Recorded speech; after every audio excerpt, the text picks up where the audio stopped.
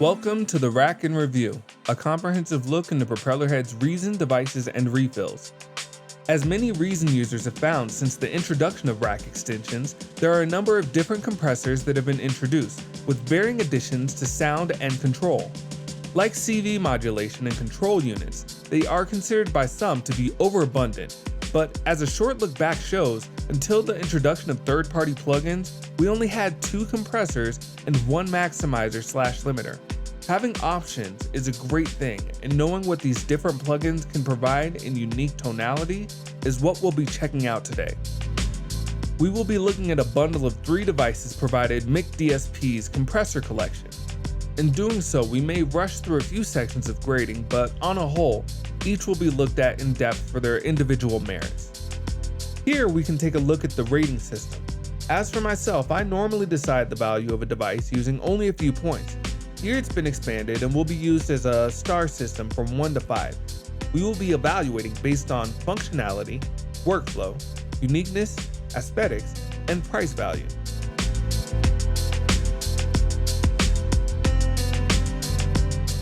As far as compressors go, they come fairly standard in operation parameters.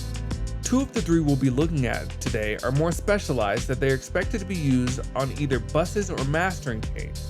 Devices respectively seem to be an interpretation of classic hardware and tweaked attack times, a tube emulation that heavily resembles a certain hardware version, and an original product that borrows from a couple different designs with its own overall sound. The C670 is a modeled emulation of the original Fairchild 670 hardware that McDSP was somehow able to get their very, very lucky hands on. It only features 3 parameter controls: a threshold controlling when the compression becomes active, a time constant knob or release knob giving a control in when the compressor releases after the threshold has been crossed, and an output gain knob to control the amount of the makeup gain in dB. The attack time is not controllable, and although an emulation, McDSP states they did tweak the attack time to make it more palatable to modern music and recording. The MooTube seems to be very similar and possibly modeled after the Manley variable Moo compressor/limiter. Being very similar to said device, it features a threshold to control the active level for the compression, a tack knob for how quickly it begins said compression, a recovery knob or release control for pulling out of said compression, and once again, a makeup gain for final level control. The FRG4RE or Frog is, to my understanding, original design, with the distinctive left-swinging meter that is reminiscent of Thermonic Culture hardware. It hosts a full suite of compression controls and is intended for liberal use outside of group tracks. The device features a threshold knob, ratio control to determine the amount of compression delivered to the source material, attack and release controls to determine how quickly the catch and release and compression happen, and finally a makeup gain knob. All 3 of these come with side compression inputs and controls to enable said compression, and switches with the ability to listen to the side compression input. There are also switches on all 3 devices to control the VU needle source from input, gain reduction, and output. All of the devices also feature gain reduction CV for those who like to tweak or even use the CV in such things as CV control dynamic EQs. While each device is simple in controls, all the features are well designed and the unique sound they bring will be covered more in depth in the unique section itself.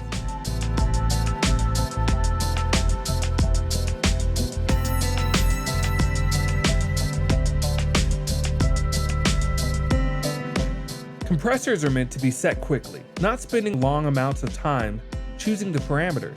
While these devices tend to be different in that they do not have the one quick setting feature, that being patch saving, I tend to prefer their use based on the small number of things that must be modified for the end result. Due to 2 of these devices being geared towards use over mix outputs, ratio control is not something that must be considered as they are preset. This means you're only working on 2 to 3 knobs before needing to worry about leveling off the compression with gain control.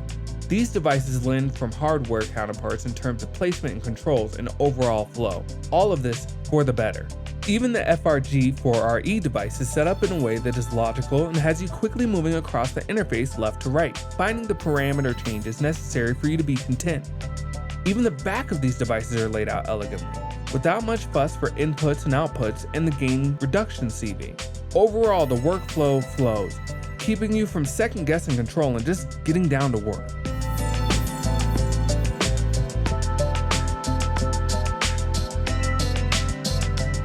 As previously explained, the C670 is an emulation of the Fairchild 670 compressor, thought to be the holy grail of compressors.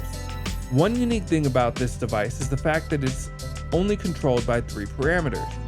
It's simple and elegant in that leaving you only spending a very short amount of time to find the type and amount of compression you would like to use on a given track. The thing that we look for in vintage emulation of anything is the character it delivers.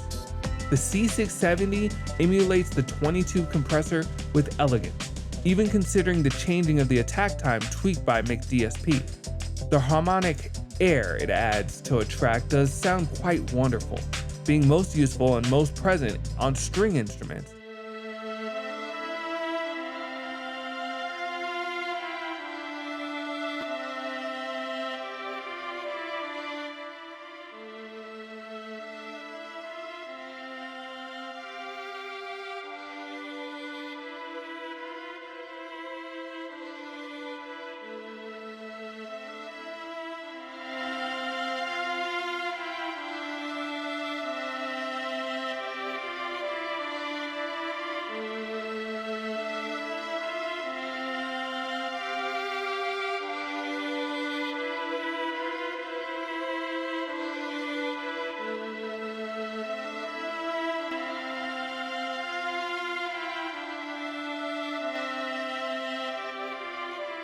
It also sounds great on master sections of your song, and anything that you could use a little high-end brilliance. The MooTube, also a tube-inspired compressor, has a little more control and on a lighter setting sounds fairly transparent. It tends to keep from showing its true character unless driven hard. The sound it adds seems to be a boost in the mid-frequencies and some added bass, but nothing significant enough for it to be considered distortion.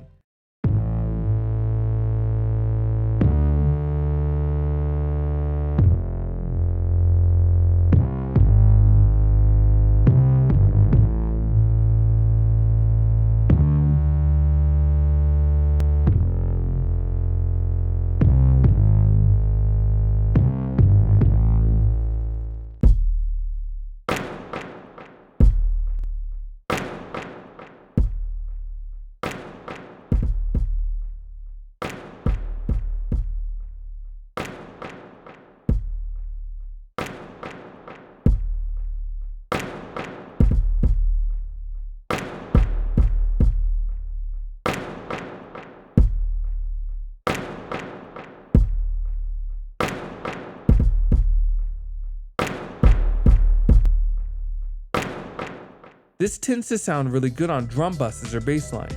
Even when driven harshly, the device does a very good job of not trying to grab the signal too quickly, and the overall sounds smooth and milky, as us Midwest Americans tend to identify with.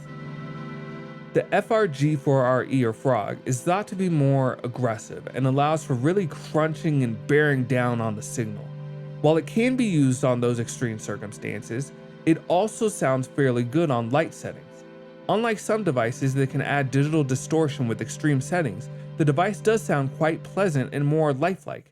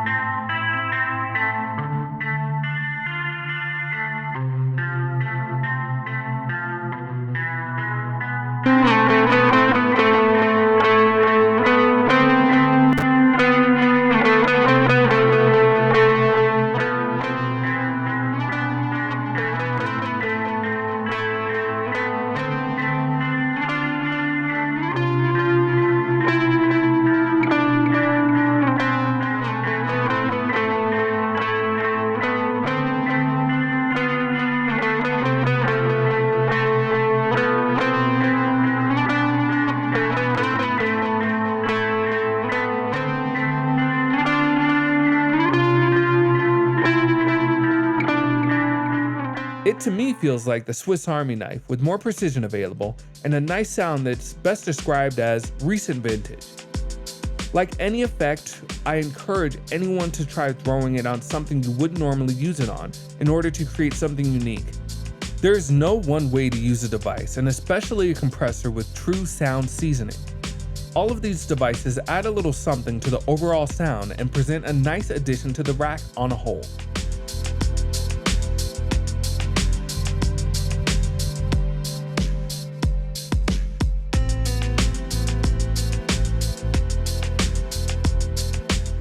The devices are all lovely to look at and mimic a design to their hardware counterparts. Their color scheme is more unique to themselves, and for how I see sounds through synesthesia, interpret similar looks of color and warmth. They don't take up too much space and allow you to look at them in a logical standpoint, with metering being designated at the last stage on the far right.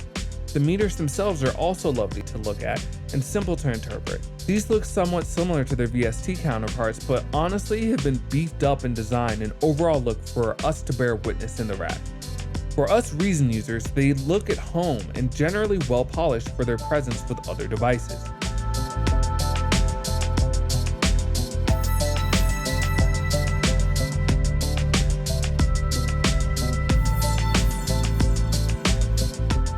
Okay, I want to make two main points.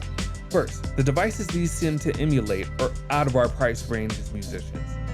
The C670 emulates a Fairchild 670, which at this time's going rate, if you can find an original, is well over $30,000.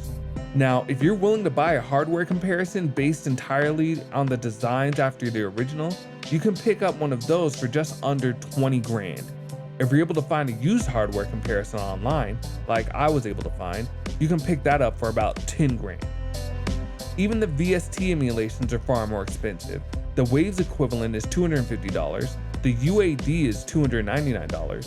The cheapest I came across was Overtone DSP for $35, but they never claim to have laid eyes on one and only have emulated through measured data and spec sheets. As the MooTube seems very closely related to the Manley Variable Moo, which runs between 5 grand to just under 3 grand, you're still getting a better price here.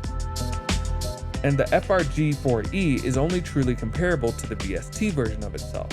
The overall thing to consider with all of this is we get a pretty good idea that McDSP is the best option for price, sound, and experience for their emulation. With that said, let's look at where these devices come from originally. The 3 devices available to us are also available for all other major formats in McDSP's 6030 Ultimate Compressor Bundle, which includes another 7 compressors. The price for said bundle is $299 for the HD version, which is only specialized for use in Pro Tools HD, for the regular native for $199. This means you get 10 compressors for $200 or $20 each. Now, McDSP is running a sale through March of 2015, dropping the prices in the propeller head shop to $29 each or $49 for all 3. Problem is, these devices will return to $50 each after that, and $119 for all 3 in a bundle. That means as a Reason user, we get an upcharge of $30 a piece for the conversion to the RE format.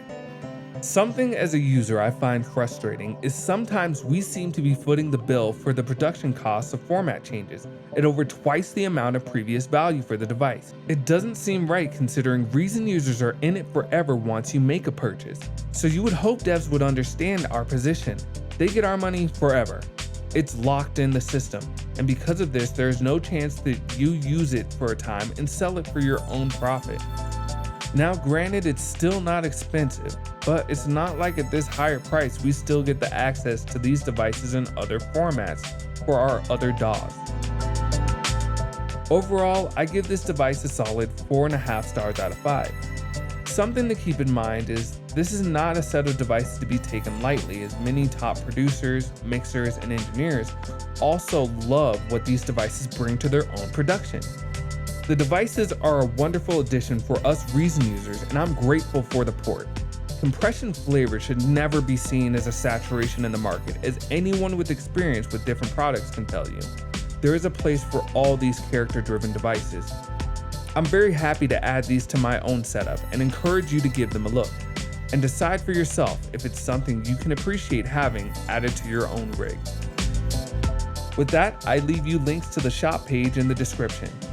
Please like the video if you found it in any way helpful and subscribe to be kept up to date with other upcoming projects.